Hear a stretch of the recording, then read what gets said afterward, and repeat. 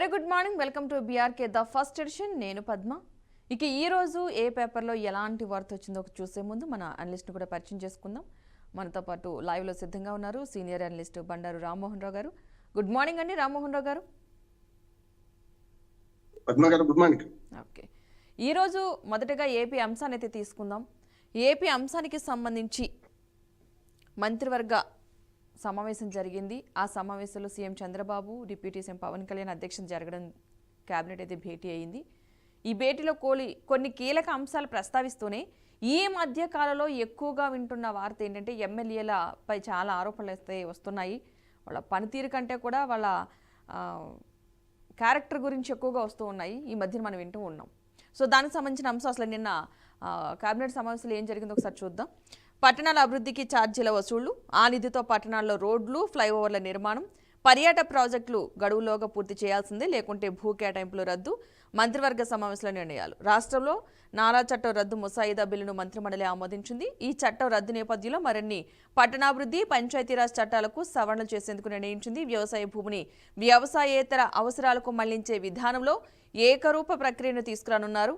పట్టణాభివృద్ధి సంస్థల్లో external development ఛార్జీలు వసూలు చేస్తారు. వాళ్ళ వచ్చే మొత్తాన్ని ఆయా ప్రాంతాల్లో పెద్ద పెద్ద రోడ్లు, ఫ్లైఓవర్లు, ప్రాంతీయ పార్కులు, ఇతర నగర సౌకర్యాలు కల్పించేందుకు ఖర్చు చేస్తారు.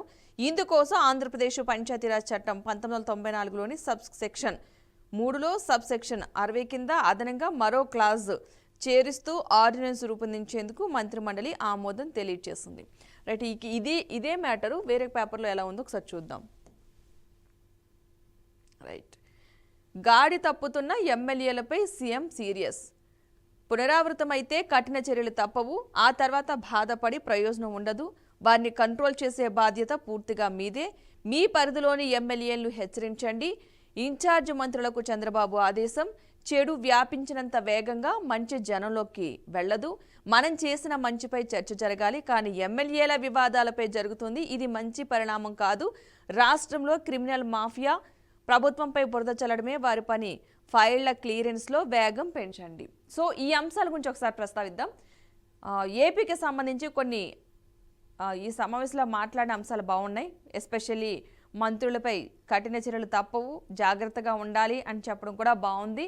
కొన్ని నిధులకు సంబంధించి రోడ్లు, ప్రాజెక్టులను కూడా పూర్తి చేయాలని చెప్పేసి అంటున్నారు. సో ఈ అంశాలు మొత్తంగా సారాంశాన్ని ఏ విధంగా తీసుకోవాలి, నిజంగానే మంత్రులపై అంటే ఎమ్మెల్యేలపై చర్యలు తీసుకునే అవకాశం ఉందనుకోవచ్చు అంటారా? లేకపోతే మరొక అంశం రోడ్లు, ఎస్పెషల్లీ ఎక్కడైనా సరే రోడ్లు అనేది చాలా ఇంపార్టెంట్. కొన్ని ప్రాంతాల్లో రోడ్లు ఏ విధంగా ఉన్నాయంటే అసలు వెళ్ళలేని పరిస్థితి. సో ఈ రెండు అంశాల గురించి ఒకసారి చెప్పండి.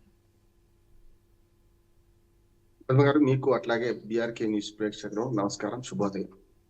ఇందులో 3 అంశాలు ఉన్నాయి ఆంధ్రప్రదేశ్ విషయంలో. ఒకటి, నిన్న క్యాబినెట్ మీటింగ్ జరిగింది.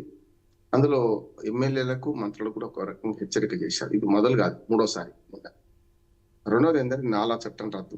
ఈ రెండింటి గురించి మాట్లాడతాను నేను. మొదటగా రాజకీయ అంశం మాట్లాడితే, ఇటీవల కొందరు ఎమ్మెల్యేలు చాలా శృతి మించిపోతున్నారు. ఉదాహరణకు దగ్గుపాటి మన వెంకటేశ్వర ప్రసాద్, ఇది మన అనంతపురం అర్బన్ ఎమ్మెల్యే, దుర్మార్గంగా బుడ్డా ఫకీర్ అని, అంటే అవసరం లేని విషయం, అసలు ఎమ్మెల్యేలకు అవసరం లేని విషయాలు ఆయన మాట్లాడారు.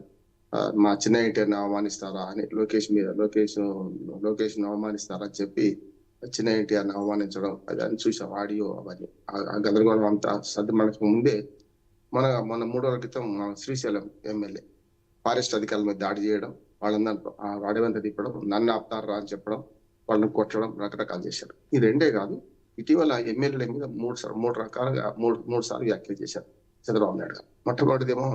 మొట్టమొదటిసారి ఎన్నికైన ఎమ్మెల్యేలు కూడా నాకు సలహా ఇచ్చే వాళ్ళు అయ్యారు. 45 ఏళ్ల రాజకీయం, నాకు 7 సార్లు గెలిచిన నేను ఎమ్మెల్యేగా, 4 సార్లు ముఖ్యమంత్రిగా పనిచేస్తున్నా, 4వసారి. అటువంటిప్పుడు మీరు నాకు సలహాలు ఇచ్చేవాళ్ళు అయ్యారా? మీరు మీ పని మీరు చేసుకోండి, మొట్టమొదటిసారి హెచ్చరించారు.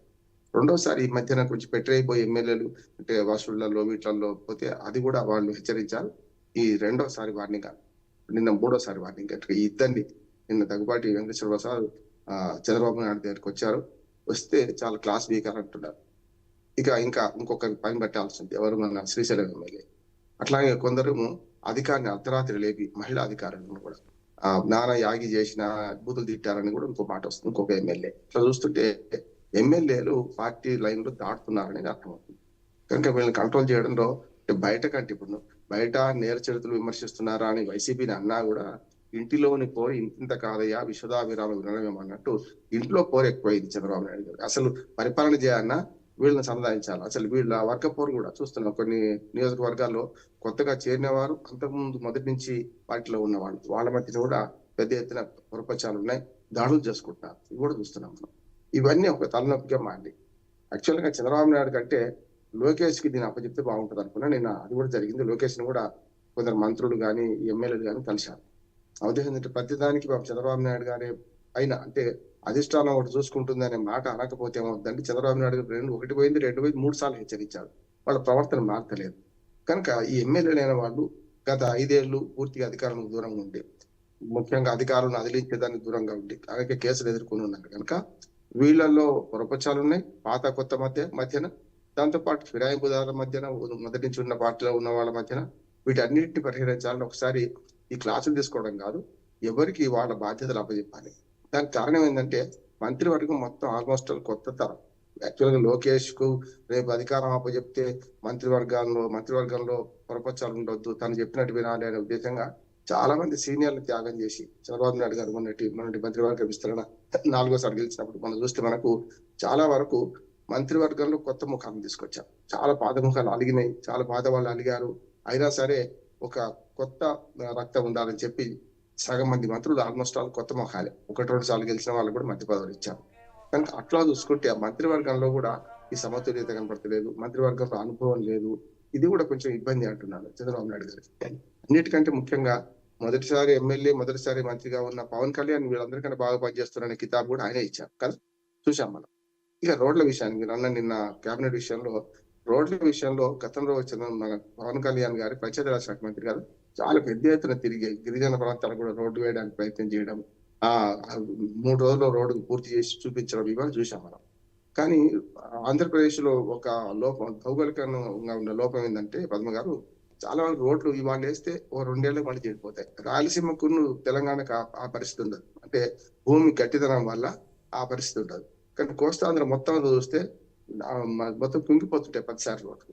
కానీ గిరిజన ప్రాంతాల్లో సమస్య ఉండదు. మీరు చూస్తే మళ్ళీ ఇటు గిరిజన ప్రాంతాల్లో కానీ కృష్ణా జిల్లాలో మెట్ట ప్రాంతాలు తిరువూరు ఆ ప్రాంతాలు చూసుకుంటే మళ్ళీ సమస్య ఉండదు. కానీ రోడ్లు ప్రతిసారి రిపేర్లకు వస్తుంటాయి, ప్రతిసారి కూడా కుంగిపోతుంటాయి.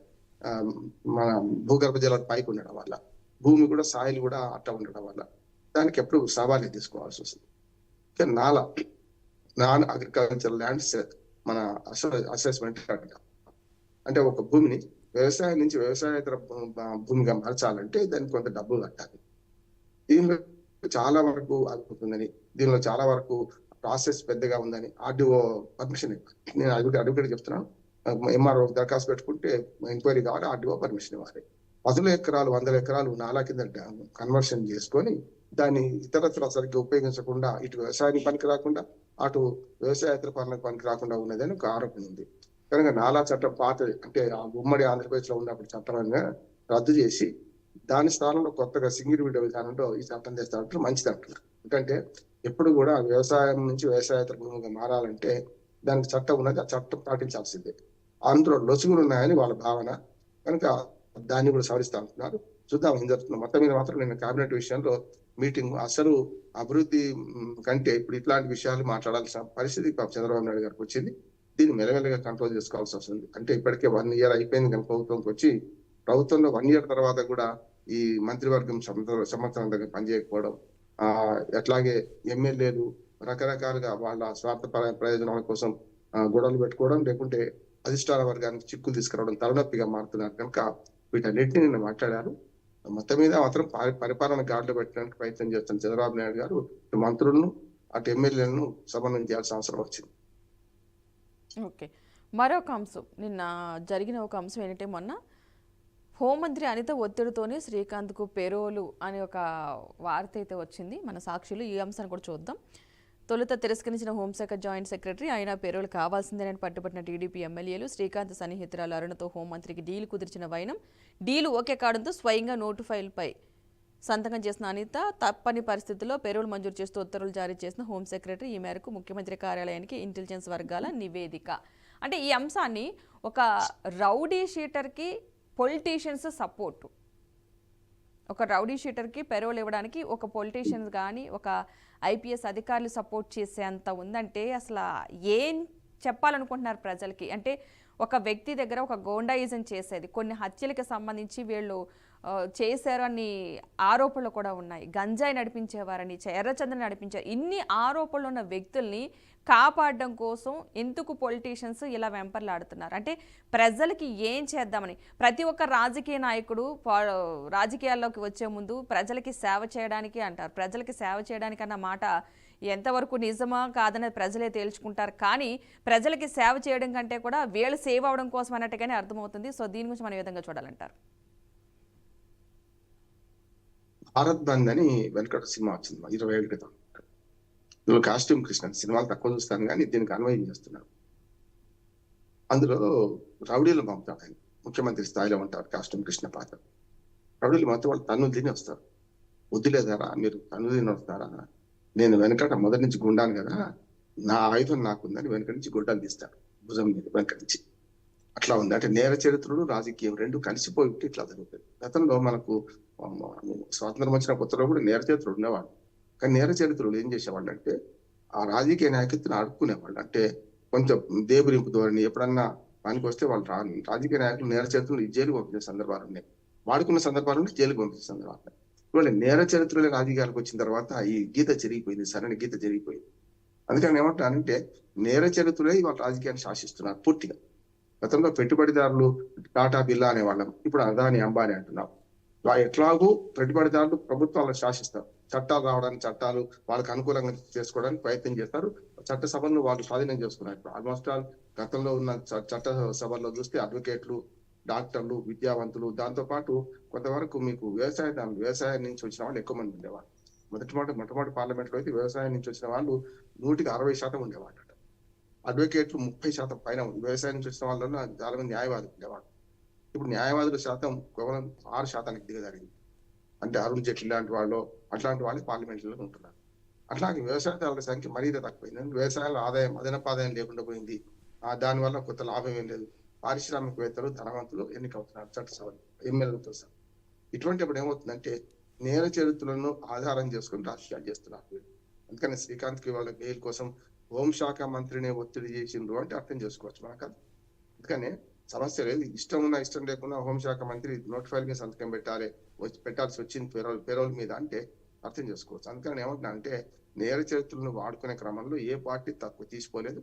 కొందరేమో వాళ్ళే నేర చరిత్రలు వాళ్ళే ఎమ్మెల్యేలు అవుతున్నారు, కొందరేమో ఆధారపడుతున్నారు. దానివల్ల వస్తున్నాయి. ఇప్పుడు శ్రీకాంత్ ఒక్కరి సమస్యనే కాదు, వాళ్ళు శ్రీకాంత్ అనే వాడిని మనం ఐకాన్ తీసుకుంటున్నాం ఈ కేసులో. కానీ ఈ పెరోల్ రావడం వల్ల అంటే సాక్షాత్తు హోంశాఖ మంత్రి ఇట్లా చేయడం అనేది సరైనది కాదు. నా ఉద్దేశం ఏంటంటే గతంలో కూడా హోంశాఖ మంత్రి పనితీరుపై పవన్ కళ్యాణ్ గారు కూడా మీకు చేత కాకపోతే దిగిపోండి నేను చేస్తాను మాట అన్నారు కదా, శాఖ తీసుకుంటాను ముఖ్యమంత్రిని పక్కన పెట్టి కూడా. కనుక తర్వాత కొంత ఒక దళిత హోంమంత్రి ఉన్నప్పుడు ఇట్లా చేస్తారా అనే మాట కూడా వస్తున్నది. కనుక నా ఉద్దేశం ఏంటంటే దీనికి కొంచెం సన్నటి గీత ఉన్నది. నేరాలకి రాజకీయాలకి ఆ గీత చెరిగిపోయే క్రమంలో ఇట్లాంటి పరిణామాలు జరుగుతూనే ఉంటాయి. నేర చరిత్రలు ప్రభుత్వాల మీద పెద్ద ఎత్తున ప్రభావం చూపెడుతున్నానికి మంచి ఉదాహరణ ఇప్పుడు ఇది శ్రీకాంత్ పేరు. Okay right. ఇక మరొక అంశం చూద్దాం. తెలంగాణ అంశానికి సంబంధించి చూస్తే గనక ఎరువుల కోసం రైతులు పడగాపులు పాడాల్సిన పరిస్థితి, రోడ్లపై నిలబడి చెప్పులు లైన్లో పెట్టి నిలబడాల్సిన పరిస్థితి. అంటే రాష్ట్రాన్ని అడిగితే కేంద్రాన్ని, కేంద్రాన్ని అడిగితే రాష్ట్రాన్ని, కానీ మొత్తంగా మధ్యలో ఇబ్బంది పడుతున్న మాత్రం రైతులు. ఎవరి కాళ్ళు మేము రైతుల కోసం పోరాటం చేస్తాం, ఎరువులు తెప్పిస్తాం, యూరియా తెప్పిస్తాం అని చెప్తున్నారు. బట్ ఎక్కడ చూసినా సరే తెప్పిస్తాం అనే దగ్గరే క్వశ్చన్ ఆగిపోతుంది తప్ప తెప్పించి ఇచ్చిన వాళ్ళు అయితే లేరు. ఇవ్వాల్సిన దానికంటే ఈ 3 నెలల్లో కూడా ఇవ్వాల్సిన దానికంటే ఒక 3.12 లక్షల మెట్రిక్ టన్నులు, అంటే దాదాపు 3 లక్షల పైచీలకు మెట్రిక్ టన్నుల యూరియా బస్తాలు ఇంకా రావాల్సి ఉందని రాష్ట్రం చెబుతుంది. కానీ కేంద్రం దగ్గర నుంచేమో ఇవ్వాల్సిన దానికంటే కూడా ఎక్కువ వాడేస్తున్నారు, ఇలా వాడకూడదు, సేంద్రియ పద్ధతిలో ట్రై చేయండి అన్నట్టుగా అక్కడ చెప్తున్నారు. సో ఎవరి తప్పిదం ఎవరు అనుభవిస్తున్నారంటారు? రాజకీయం పక్కన పెడితే దీనిలో 2 సమన్వయ లోపం కనపడుతుంది. ఒక చిన్న ఉదాహరణ చెప్తాను. భర్త ఇంట్లోకి సరుకులు తీసుకొచ్చినా తీసుకురాకపోయినా కొంచెం ఎక్కకుండా చుట్టం వచ్చినప్పుడు ఏం చేస్తాం మనం, గృహిణి ఏం చేస్తా అంటే ఉన్న సరుకులతోని వంట చేసి సంతృప్తిగా భోజనం పెడతాం అతిథికి. అంటే భర్త మీద ఆరోపించదు ఇవి లేవు అవి లేవని. తర్వాత చుట్టం వెళ్ళిపోయిన దాకా చేస్తుండొచ్చు, కానీ అదను అనేది చుట్టం అనుకుంటే వ్యవసాయంలో ముందన్ను ఉండాలి, మందన్ను ఉండాలి అని సామెత. మందు అంటే తాగే మందు కాదు. ముందు అంటే నాట్లు ముందుకు పూర్తి కావడం, కాలం ముందు కావడం. ఈసారి నెల కాలం వెనక్కిపోయింది. నెల రోజులు వర్షాకాలం వర్షం పడలేదు. మందు అంటే ఎరువులు. అంటే ఒక లేటుగా నాట్లు వేసినప్పుడు, లేటుగా పంటలు వేసినప్పుడు కొంచెం ఎరువులు, రాసాయనిక ఎరువులు ఎక్కువ వేస్తారు. ఇది సహజంగా వ్యవసాయం జరిగింది. నేను కూడా వ్యవసాయదారుని, నాకు భూములు ఉన్నాయి. అప్పుడు ఏం చేయాలంటే ఎరువులు ఎంత అవసరం పడితే ఏ రకంగా ముందు ఏ నెలలో ఎంత అవసరం పడితే తెప్పించాల్సిన బాధ్యత ఇప్పుడు భార్యాభర్తల సంబంధం అంటారు. నేను భార్యాభర్త నేను ఎందుకు ఇగరం ఉంటే వ్యవసాయ సంసారం ఎంత బాగా చేయొచ్చో కొంత ముందు చూపు ఉంటే ప్రభుత్వాలు బాగా చేయొచ్చు. కేంద్రం ఏమో భర్త స్థానంలో ఉంటే భార్య స్థానంలో రాష్ట్ర ప్రభుత్వాలు ఉన్నాయి. ఏం చేయాలి?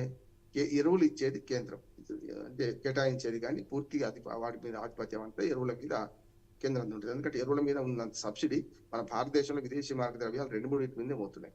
మొట్టమొదటి ఇంధనం, రెండోది ఎరువులు, మూడోది ఏంటంటే మనకు పప్పు ధాన్యాలు, నూనె గింజలు దిగుమతి చేసుకుంటాం మన దగ్గర పండుగ.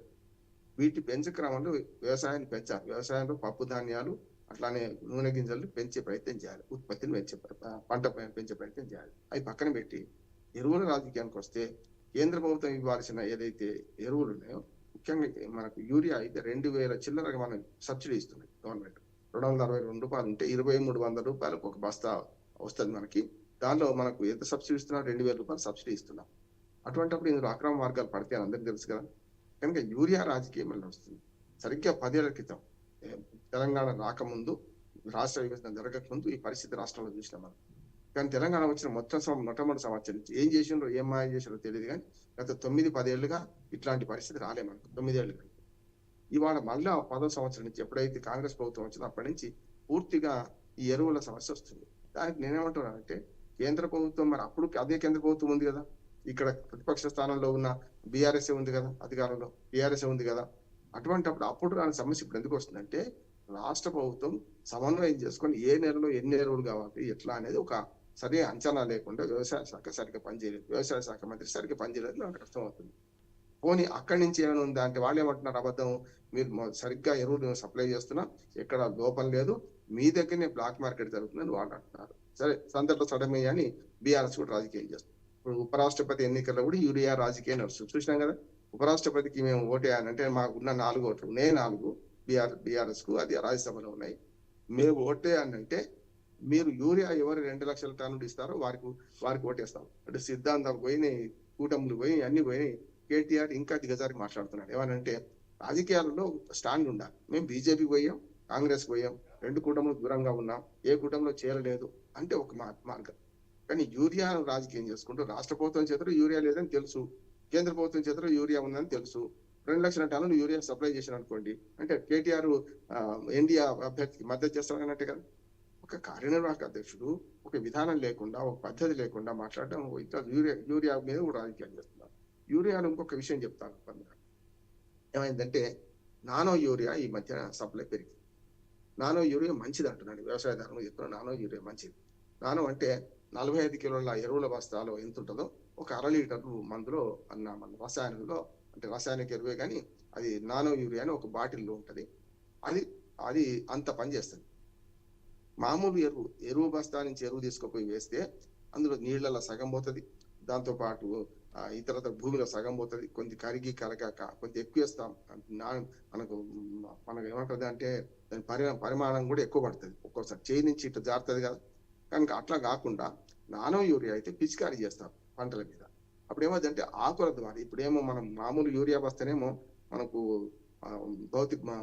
భౌతికంగా ఉన్న యూరియానేమో కింద వేయాల్సి వస్తుంది, లిక్విడ్ గా ఉన్న యూరియానేమో, ఘనంగా ఉన్న యూరియానేమో వేళ్ల మొదట్లో వేస్తే ఇదేమో పైన ఆకుల మీద చల్లుతాం. అంటే పూర్తిగా 100% దాని సామర్థ్యాన్ని, యూరియా సామర్థ్యాన్ని మనం ఉపయోగించుకోవచ్చు నానో యూరియా. కానీ నానో యూరియాను ప్రోత్సహించే క్రమంలో వ్యవసాయ శాఖ ఫెయిల్ అయినట్టే కదా. నానో యూరియా వద్దంటున్నారు చాలా మంది రైతులు, మాకు బస్తాల్లో యూరియా కావాలంటున్నారు. బస్తాల్లో యూరియాకి 2 సమస్యలు. ఒకటేమో రవాణా, ఎక్కడి నుంచో రావాలి. ఇప్పుడు చూసాం కదా, 50,000 టన్నుల యూరియా రావాలంటే రాజస్థాన్ నుంచి అట, కర్ణాటక నుంచి తరలిస్తున్నాం. ఇంకో 3 రోజులు పడతాం రేట్స్ వచ్చే కల్లా. అంతేందుకు కేసీఆర్ సొంత నియోజకవర్గం ఏదైతే గజ్వెల్లోనే రేక్ పాయింట్ ఉంది. ఉత్తర తెలంగాణ 4-5 జిల్లాలకు కలిపి రేక్ పాయింట్ అంటే గజ్వెల్ రైల్వే స్టేషన్ లో దిగాలి ఎరువులు. చాలా గతంలో ఇదివరకు చాలా బఫర్ స్టాక్స్ ఉండేవి, అవన్నీ పోయినాయి. ఇప్పుడు మొత్తం స్టాక్ అంతా అయిపోయింది, బ్లాక్ మార్కెట్ పోయింది అని కొందరు అంటున్నారు. లేకపోతే రాజకీయ నాయకులే ఆరోపణలు చేసుకుంటా పరస్పరం అంటున్నారు. రామచంద్రరావు గారు ఒక మాట చెప్తారు, బీజేపీ అధ్యక్షుడు. కిషన్ రెడ్డి గారు ఒక మాట చెప్తారు, కేటీఆర్ ఒక మాట చెప్తారు, రేవంత్ రెడ్డిను అట్లాగే వ్యవసాయ శాఖ మంత్రి ఒక మాట చెప్తున్నారు. అంటే ఏమో అర్థమవుతుందంటే ఈ సమన్వయ లోపం కనపడుతుంది. ఎరువులు అవసరమైనప్పుడు అదను తప్పి మీరు ఎరువులు వేసినా పనికి రావు కూడా. అదనంలో ఎరువులు వేసినప్పుడు మాత్రమే పనికి వస్తాయి. వర్షాలు ఎక్కువ పడ్డప్పుడు కూడా రసాయనిక ఎరువులు ఎక్కువ పడతాం. కనుక కాంప్లెక్స్ ఎంత వాడాలి, జింక్ ఎంత వాడాలి, పొటాషియం ఎంత వాడాలి, అట్లాగే యూరియా ఎంత వాడాలి దానికి ఓ లెక్క ఉన్నది. కనుక ఆ లెక్క ప్రకారం పంపుతున్నాం. ఎరువుల కొరత లేదు, కేంద్ర ప్రభుత్వం ఉంటుంది, రాష్ట్ర ప్రభుత్వం ఉంటుంది. కనుక ఎరువులు మరి ఏం చేస్తున్నారు అంటే అంటే అందరూ శాఖాహారులు రొయ్యలుగంపమయమైనట్టు ఎరువులు మొత్తం ఎక్కడికి పోతున్నాయంటే ఈ దళార్లకు పోతున్నాయి. 400 రూపాయల బస్తాను, 300 రూపాయల బస్తాను 500, 600 కూడా బ్లాక్ మార్కెట్ అమ్ముతున్నారు అట్లా. అందుకని ఏమంటానంటే దీని మీద కేంద్ర ప్రభుత్వం స్పష్టత ఇవ్వాలి, రాష్ట్ర ప్రభుత్వం కూడా సమన్వయం చేయాలి.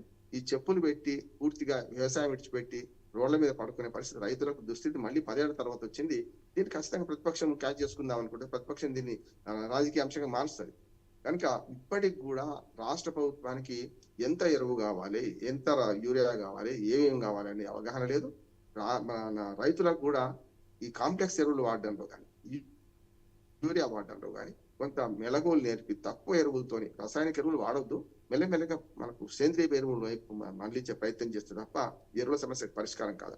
మన దగ్గర 650 టన్నుల మన మెగా టన్నుల ఉత్పత్తి కేంద్రం మనకు రామగుండంలో ఏర్పాటు చేసినాక ఎరువులు మనకు ఈజీగా తెలంగాణ రాష్ట్రానికి వస్తాయి అనుకున్నాం కదా.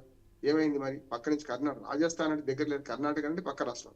రాజస్థాన్ నుంచి ఎరువులు సప్లై చేయాల్సిన పరిస్థితి ఎందుకు వచ్చింది? ఏ రాష్ట్రంలో ఉన్న ఎరువులు ఆ రాష్ట్రంలో సప్లై చేస్తే బాగుంటది కదా. రామగుండం ఎంత దూరం ఉంది? రామగుండం నుంచి మొత్తం రాష్ట్రం అంతా కాదు, తెలంగాణ, ఆంధ్రప్రదేశ్ 2 రాష్ట్రాలకు సప్లై చేయొచ్చు. కానీ రామగుండం యూరియా ఫ్యాక్టరీ పెట్టుకొని, ఇక్కడ ఎరువుల ఫ్యాక్టరీ పెట్టుకొని దాన్ని ప్రారంభించి ఇప్పటికి కూడా దాని సామర్థ్యం పూర్తి స్థాయిలో చేయడం లేదు కదా.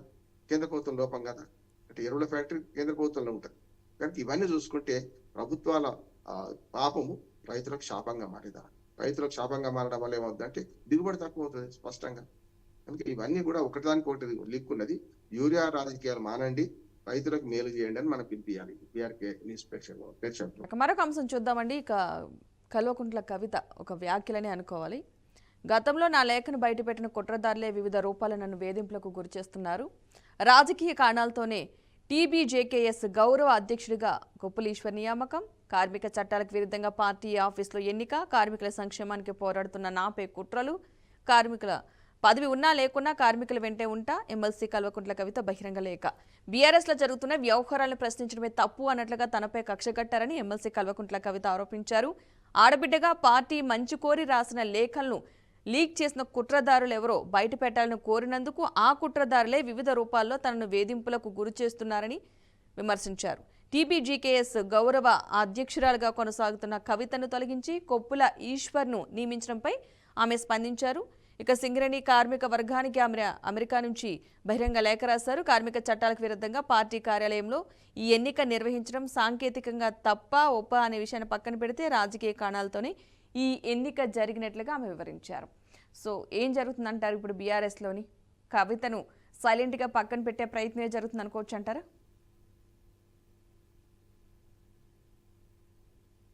అన్మ్యూట్ చేయడం, ఇది వాయిస్ రావట్లేదు. ఖచ్చితంగా ఆ ఉద్దేశం ఏంటంటే యాదవ కులంలో ముస్లిం ఎక్కడి నుంచి పుట్టింది? సాక్షాత్తు శ్రీకృష్ణ పరమాత్మ కొడుకు సాంబాతోనే పుట్టింది. అట్లానే ఇవాళ కూతురు రూపంలో కేసీఆర్ గారు ఇబ్బంది పడుతున్నారు, స్పష్టంగా చెప్తున్నారు. ఎందుకంటే పార్టీ వాళ్ళే నోరు మూసేశారు పార్టీ వాళ్ళని. ఎవరన్నా మాట్లాడితే ఆయన ఒక లిల్లీ పుట్ అని రకరకాల జగదీష్ రెడ్డి మీద ఆమె మాట్లాడింది.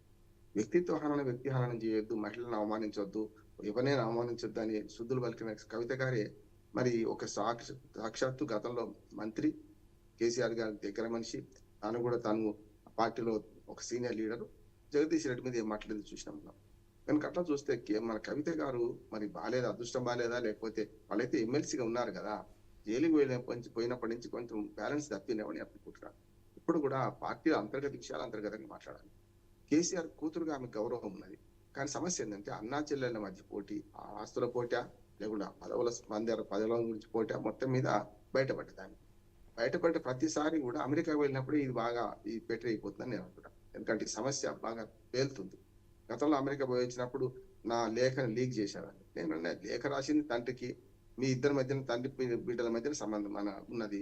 అయితే రాసిన మీరని లీక్ చేయాలి, లేకపోతే తీసుకున్న ఆయన లీక్ చేయాలి, లేకపోతే మధ్యన పంపిన మధ్యవర్తిని లీక్ చేయాలి. సరిగ్గా ఇప్పుడు కూడా సింగరేణి కార్మిక సంఘానికి నాయకత్వం ఇస్తున్న ఆమె కొన్ని విప్లవాత్మకంగా కొంత పనిచేసింది, కార్మికులకు మేలు చేసింది. తండ్రి ముఖ్యమంత్రిగా ఉన్నప్పుడు కూడా ఉద్యమాలు చేసి కార్మికుల సంక్షేమాన్ని పాటుపడింది. దాన్ని నేను అభినందిస్తున్నాను.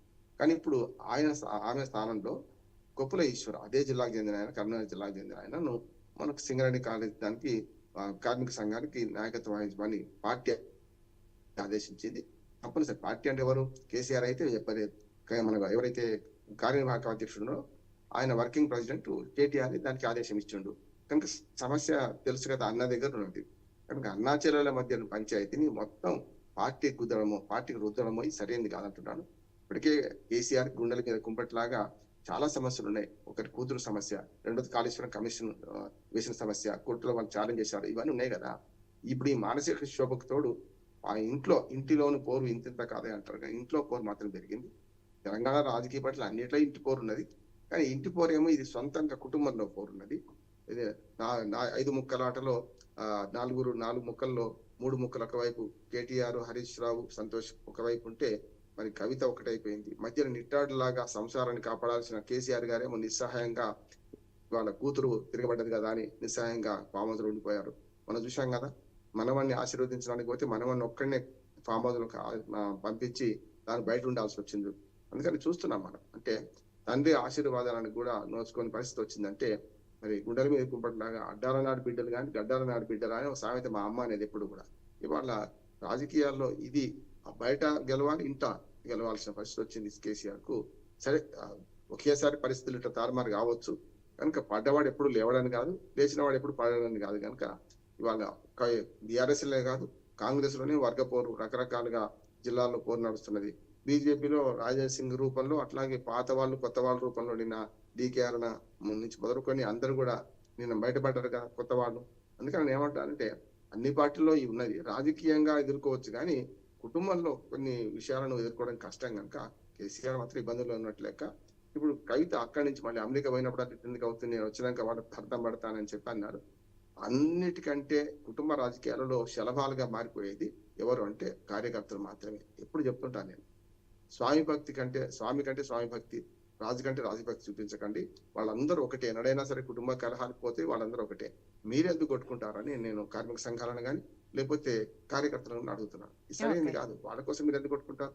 మీకోసం అనేది వాళ్ళు కొట్టుకోరు గ్యారెంటీ. ఏ పార్టీ చూడండి, మీరు గుండెపోటుతోని చనిపోయి ఎవరు చనిపోతున్నారు? సామాన్య కార్యకర్తలే.